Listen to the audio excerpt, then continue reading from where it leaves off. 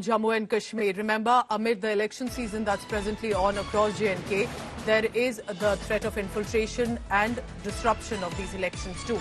We are told 3 terrorists confirmed killed in 2 separate operations in North Kashmir, this is specifically in Kupwara. And I want to bring in my colleague Mir Farid from Srinagar. Farid, good morning.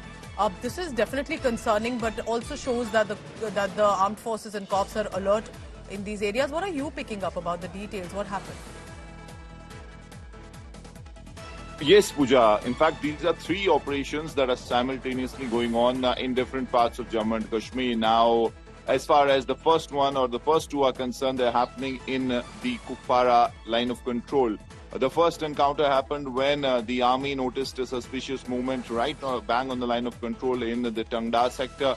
They were challenged, and in the ensuing gunfight, being told that 1 infiltrator has been shot dead. Then the bigger operation happening in the Musil sector, that's again in Kupwara.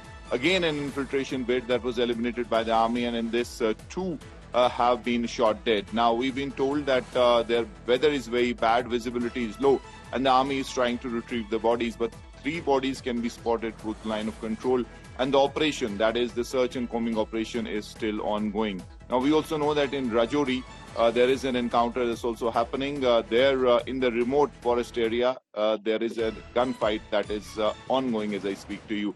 As you rightly said, while there are apprehensions as far as militants really disrupting the poll process, but on the line of control as well, we know launch pads are active, and we also know the kind of spike that has happened in the Jammu sector especially. So the army is on the highest alert as far as the line of control is concerned. All right, thank you very much for now. Farid, I'll come back to you in a short while with latest developments on that. Remember, this also means that there are heightened tensions on the border.